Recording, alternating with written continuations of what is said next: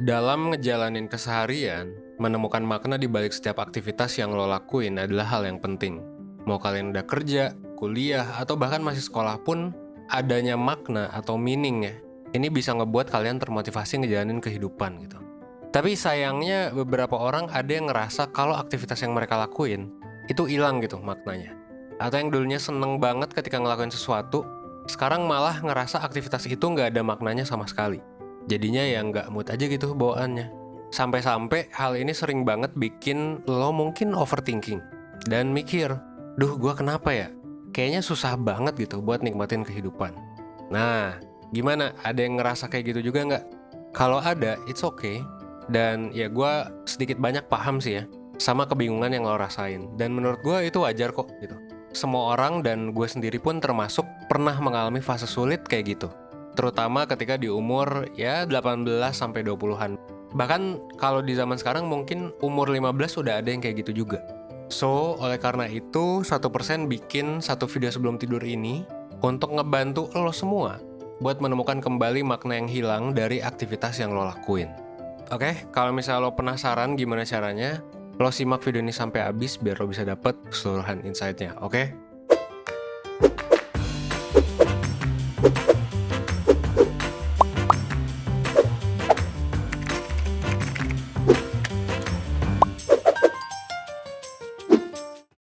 Tadi di awal kan gue sempat bilang ya, kalau fase sulit yang mungkin lagi lo alami itu kebanyakan terjadi di umur ya 18-20-an.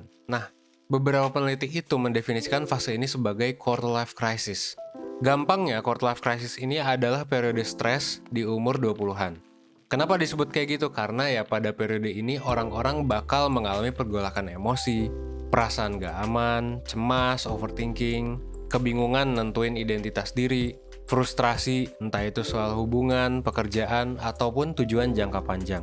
Ya, bahasa kerennya kayak galau lah. Kayak lo semua yang mungkin lagi nonton video ini sambil merenung dan rebahan di kasur. Nah, yang sering terjadi ketika lo berada di fase ini, kepala lo tuh penuh banget gitu kan. Mikirin banyak hal dan ngerasa itu semua harus dicapai. Padahal urgensi tanpa goals yang jelas itu bakal bikin kalian kehilangan arah dan kebingungan. Jadi kayak banyak mikir terus kan. Padahal sebenarnya kalau kebanyakan mikir tanpa goals yang jelas, atau kayak lo kebanyakan mikir tanpa action, ya nantinya lo bakal makin overthinking lagi karena ya lo nggak kemana-mana cuy gitu.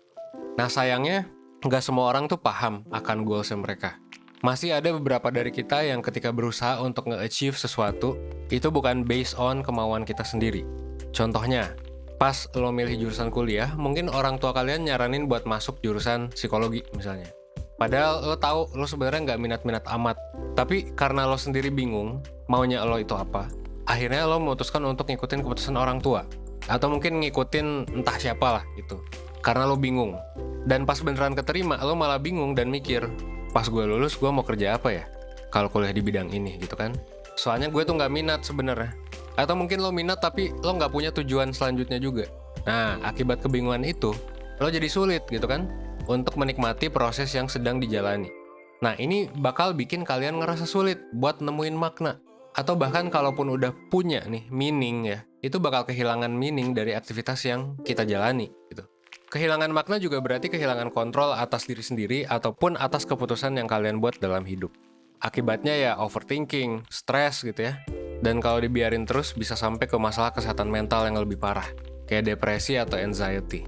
Nah, that's why supaya lo yang berusia 18-20-an ini bisa kejaga kesehatan mentalnya ya, kesejahteraan mentalnya, well-being-nya lah kalau bahasa kerennya, lo harus belajar buat membangun kemandirian dan mengarahkan diri sendiri, atau istilahnya punya sense of control untuk nemuin meaning, untuk nemuin makna di balik segala sesuatu yang lo lakuin.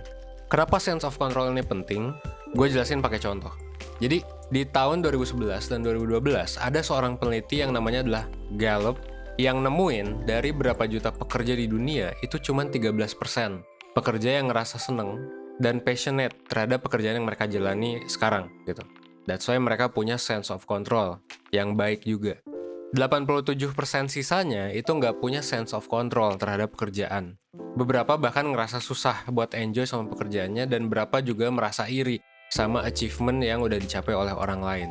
Padahal, kalau dari pendapat Profesor Sir Michael Marmot, pekerja yang punya sense of control yang rendah itu bakal lebih rentan untuk menjadi depresi atau tertekan secara emosional daripada mereka yang punya tingkat kontrol dan otonomi yang lebih tinggi.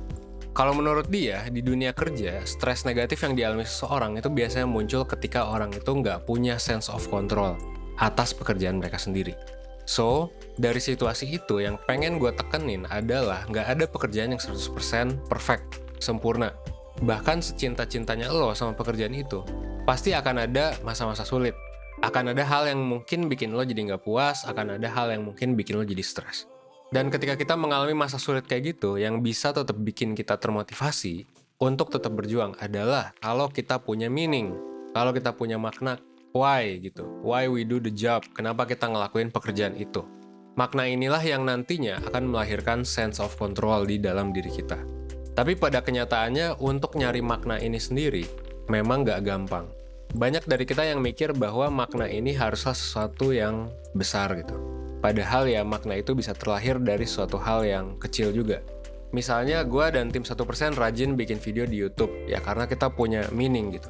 Kita pengen ngajarin hal yang gak pernah diajarin di sekolah. Kayak soal mental health, self-knowledge, productivity, relationship, dan lain sebagainya. Harapannya adalah hal-hal kecil ini yang di-sharing ke lo, itu bisa ningkatin awareness dan ngebuat kehidupan lo jadi lebih baik gitu. Walaupun ya cuma 1% setiap harinya, it's okay. Itu adalah filosofi nama 1% juga. Karena kita percaya bahwa ya semua di sini mungkin lagi masa berproses dan it's okay untuk berkembang dikit-dikit. 1% better every day. Nah di sini gue juga pengen ngingetin kalau misalnya suatu hal itu bisa dikatakan sebagai meaning. Kalau misalnya ini bisa ngebuat kalian termotivasi secara intrinsik. Dan bisa nyiptain hubungan jangka panjang yang baik juga sama orang lain. Dan bisa bermanfaat juga gitu. That's why kita perlu untuk ngeluangin energi dan waktu kita buat nyari meaning itu, gitu ya. Karena kalau gak diluangin waktu, mungkin gak bakal dapet meaningnya. Dan meaning ini bukan magic ya, yang bakal datang dengan sendirinya. So, memang harus dicari. Dan untuk bisa nemuin meaning, artinya lo wajib buat kenal sama diri lo sendiri. Hal-hal apa sih yang sekiranya penting gitu kan, buat lo gitu. Lo perlu tahu gitu. Nilai hidup apa yang lo pengen pertahanin. Hidup kayak gimana sih yang lo mau gitu. Dan lingkungan pekerjaan yang kayak gimana yang kayaknya cocok gitu buat lo. Dan bisa ngebuat lo mungkin berkembang. Semua itu dimulai dengan self-knowledge. Mengenali diri sendiri.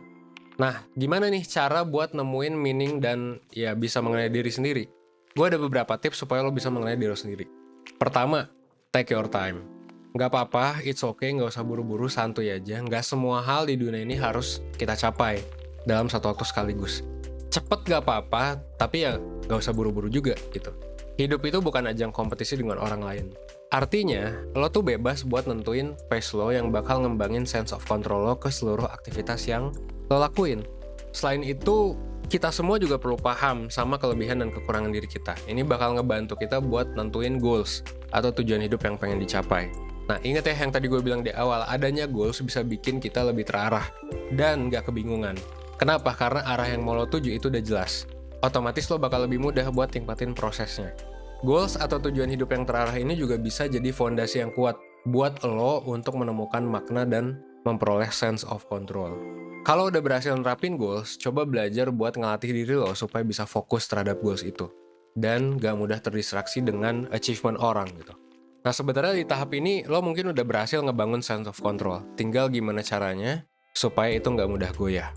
Akan lebih baik juga kalau misalnya lo ngebangun hubungan baik sama orang gitu. Supaya meaning yang lo peroleh dalam hidup itu bisa lo share gitu ya ke orang-orang.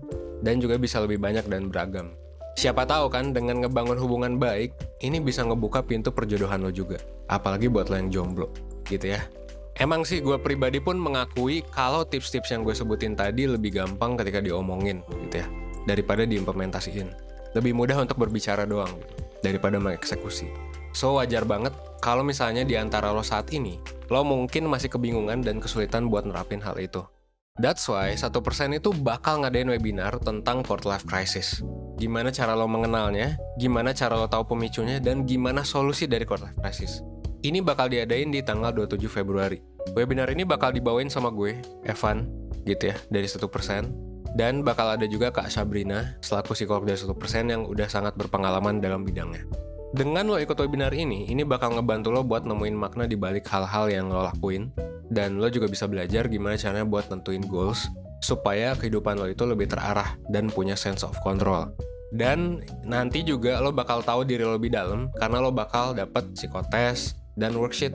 Ada juga grup chat yang bikin kalian bisa diskusi, dan ya nemuin teman-teman baru gitu, supaya lo bisa dapat perspektif baru tentang permasalahan ini. Ada promo menarik juga nih, lo bisa cek di layar. Gampang banget cara pakainya, tinggal lo masukin aja ketika lo mau bayar gitu, pas check out.